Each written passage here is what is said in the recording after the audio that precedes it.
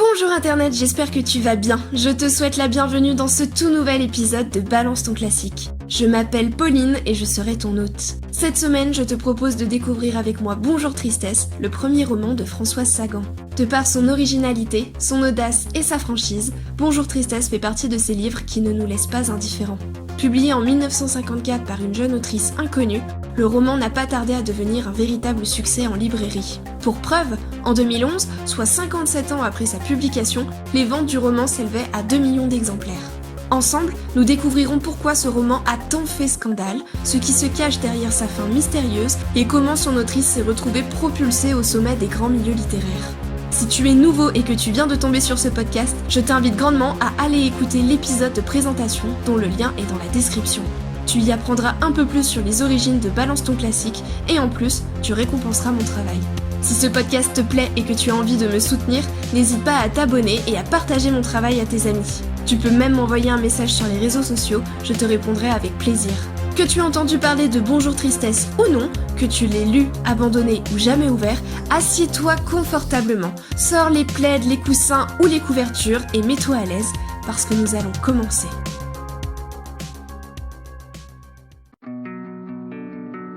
Sur ce sentiment inconnu dont l'ennui, la douceur m'obsède, j'hésite à apposer le nom, le beau nom grave de tristesse. C'est un sentiment si complet, si égoïste que j'en ai presque honte alors que la tristesse m'a toujours paru honorable. Je ne la connaissais pas, elle, mais l'ennui, le regret, plus rarement le remords. Aujourd'hui, quelque chose se replie sur moi comme une soie, énervante et douce, et me sépare des autres. Cet été-là, j'avais 17 ans et j'étais parfaitement heureuse. Les autres étaient mon père et Elsa, sa maîtresse. Il me faut tout de suite expliquer cette situation qui peut paraître fausse. Mon père avait 40 ans, il était veuf depuis 15, c'était un homme jeune, plein de vitalité, de possibilités. Et, à ma sortie de pension 2 ans plus tôt, je n'avais pas pu ne pas comprendre qu'il vécut avec une femme. J'avais moins vite admis qu'il en changeât tous les 6 mois. Mais bientôt, sa séduction, cette vie nouvelle et facile, mes dispositions m'y amenèrent. C'était un homme léger, habile en affaires, toujours curieux et vite lassé, et qui plaisait aux femmes. Je n'eus aucun mal à l'aimer, et tendrement, car il était bon, généreux, gai et plein d'affection pour moi. Je ne n'imagine pas de meilleur ami, ni de plus distrayant.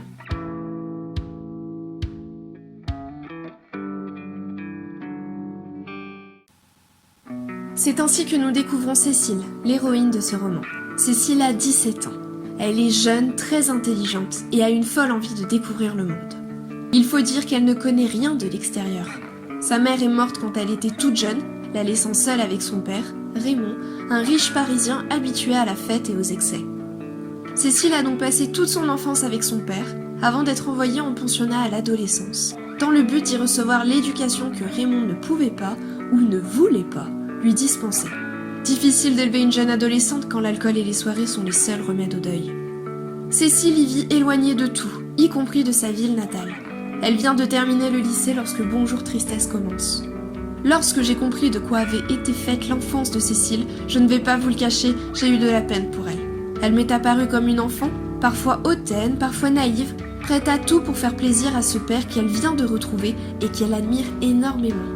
Par exemple, lorsque Raymond suggère de passer l'été dans une villa du sud de la France avec sa maîtresse Elsa, Cécile accepte sans rien dire. Cette relation père-fille est d'autant plus étrange qu'elle vire parfois à l'obsession. Cécile accepte tout de son père, car elle se considère comme la femme importante de sa vie. Sa mère est morte depuis longtemps, et toutes les femmes que Raymond a connues depuis n'ont été que de courtes liaisons. Cécile sait que sa place de fille unique lui donne un statut privilégié. Dans son esprit, les choses sont très claires. Elle est la seule qui reste, la seule qui compte. Cécile passe donc des vacances tranquilles, partagées entre la plage et la villa. Elle ne rend de compte à personne, puisque son père ne la surveille jamais. Et rencontre Cyril, un jeune étudiant de 26 ans. Les deux jeunes gens ont une aventure que Cécile cache à son père, car même s'il lui laisse une totale liberté, nous restons dans les années 50. Mais un soir, Raymond invite l'une de ses vieilles connaissances à rejoindre le trio en vacances. Il s'agit d'Anne, une ancienne amie de sa femme. Cécile se méfie de cette arrivée, car Anne ne ressemble pas aux liaisons de son père.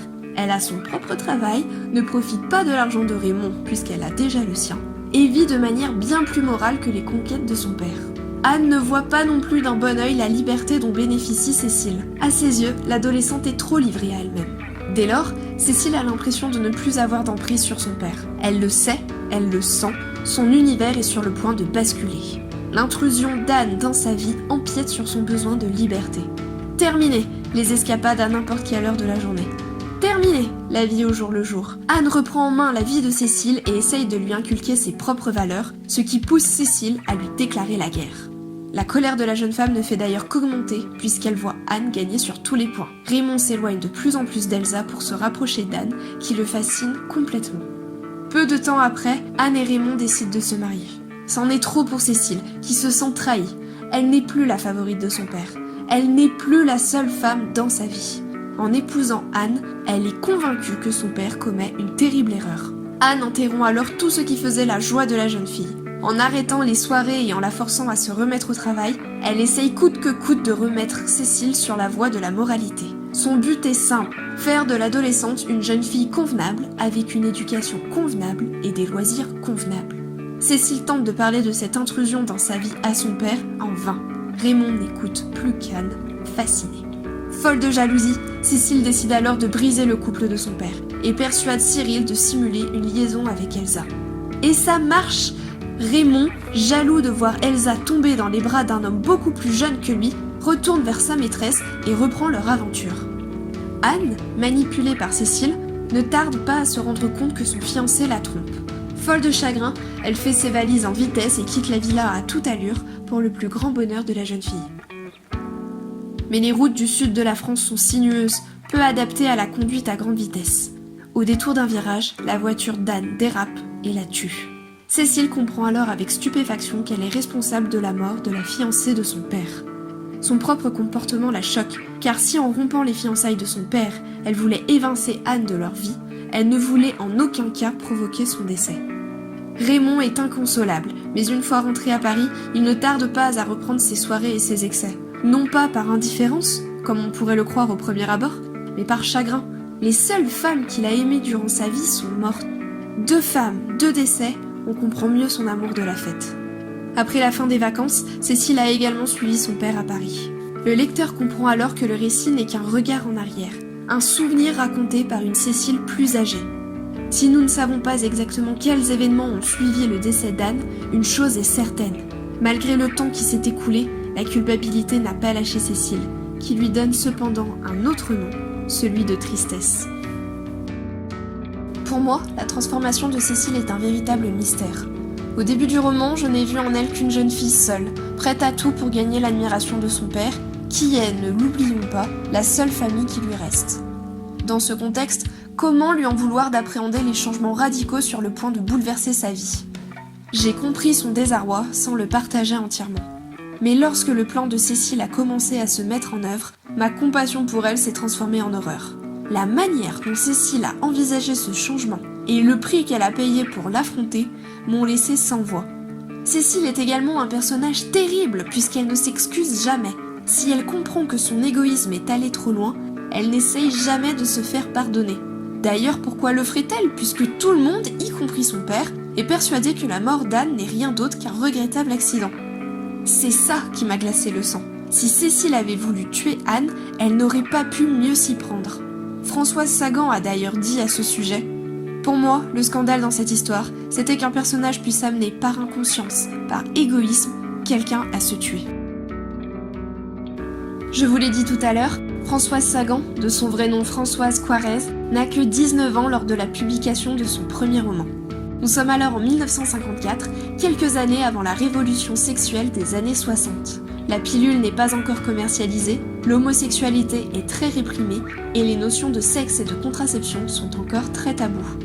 Inutile de dire que dans une société aussi conservatrice, la publication de Bonjour Tristesse a mis le feu aux poudres. Car Bonjour Tristesse n'est pas un livre qui se cache. Les personnages y ont une sexualité libre et libérée, que l'autrice ne juge pas et ne condamne pas. Au contraire, le sexe y est présenté comme faisant partie intégrante de la vie des personnages, et non comme un objet de mépris dont il ne faut absolument pas parler. Par ce simple fait, Françoise Sagan brise alors l'un des grands tabous de son époque. En choisissant de décrire la vie sexuelle de son héroïne et en n'y portant aucun jugement, elle choque la plupart de ses contemporains. Pour eux, le comportement de Cécile est simplement immoral, obscène et indécent. À leurs yeux, si Françoise Sagan ne dénonce pas les actes de son héroïne, c'est parce qu'elle les approuve implicitement. Mais ce n'est pas le seul reproche qui est adressé au livre. Nous l'avons vu, Cécile est une adolescente jalouse et manipulatrice. Si elle a conscience de ses défauts, elle ne cherche pas pour autant à les corriger. On est bien loin du modèle de la jeune femme prude et obéissante attendue à l'époque. D'autant plus que Cécile a soif de liberté. La morale et la bien-pensance ne l'intéressent pas. Cécile se fiche de savoir comment sera vu son comportement du moment qu'elle peut faire ce qui lui plaît. Et ça, la société française des années 50 n'est pas encore prête à l'accepter. Avec un tel contexte, Bonjour Tristesse ne pouvait que choquer. Et bien évidemment, lorsqu'un livre choque, il se vend. François Mauriac, prix Nobel de littérature, grand romancier et catholique convaincu, ne tarde pas à critiquer le roman à la une du Figaro, l'un des plus célèbres journaux de France. Dans une tribune incendiaire, il qualifie le roman de dévergondage et de plaie de son époque. Son dégoût fait grandir le débat autour du roman, car si de nombreux lecteurs sont du même avis que François Mauriac, d'autres encensent le livre. Pour eux, Bonjour Tristesse milite pour la cause féminine. Certes, Cécile n'est pas parfaite, mais elle est libre, libre de se défaire des préjugés de son époque, libre de mener une sexualité qu'elle aura choisie, libre de refuser l'autorité des adultes qui l'entourent. Pour eux, Cécile est avant tout une femme qui cherche et qui parvient à s'émanciper. Certains de ses défenseurs ont également décrit le roman comme une tragédie moderne, probablement à cause de sa fin. Et si, en posant le pied dans la villa pour la première fois, Anne avait scellé son destin? Et si, à cet instant précis, les dés avaient été jetés? Et si, en considérant à la fois l'obstination d'Anne, l'égoïsme de Cécile et son combat pour évincer toutes les autres femmes de la vie de son père, la mort d'Anne avait été dès le départ l'unique solution. On retrouverait alors un élément propre aux tragédies, un personnage, en l'occurrence Anne, voué à subir son destin et à mourir dans une lutte perdue d'avance. Évidemment, peu après sa publication, les ventes s'envolent. Bonjour Tristesse apparaît comme le roman à lire, celui qu'il faut connaître, ne serait-ce que pour se faire son propre avis. Françoise Sagan est propulsée au sommet et devient aussi célèbre que son livre. Elle part à New York en faire la promotion, achète des manoirs, des boîtes de nuit et des voitures de sport qu'elle conduit à toute allure dans les rues de Paris. Elle ne tarde pas à devenir le symbole d'une jeunesse riche, insouciante et désinvolte et deviendra, plus tard, accro aux médicaments, à l'alcool et aux drogues. Elle meurt en 2004 à l'âge de 69 ans, après plusieurs affaires de drogue, de fraude fiscale et de tentatives de désintoxication. Voilà, c'est tout pour cet épisode consacré à Bonjour Tristesse. Si tu veux en discuter ou que tu veux simplement me donner ton avis sur certains des points abordés durant cet épisode, surtout n'hésite pas. Tu peux me retrouver sur Twitter sous le pseudo Pauline_BTCP et sur Instagram sous le pseudo Balance ton classique. Ce podcast est disponible sur Deezer, Spotify, SoundCloud, Podcast Addict et bientôt iTunes. S'il t'a plu, n'hésite pas à le partager et à t'abonner, c'est la meilleure récompense pour mon travail. En attendant, je te donne rendez-vous le 15 novembre pour discuter de Cyrano de Bergerac, la pièce de théâtre d'Edmond Rostand. À bientôt!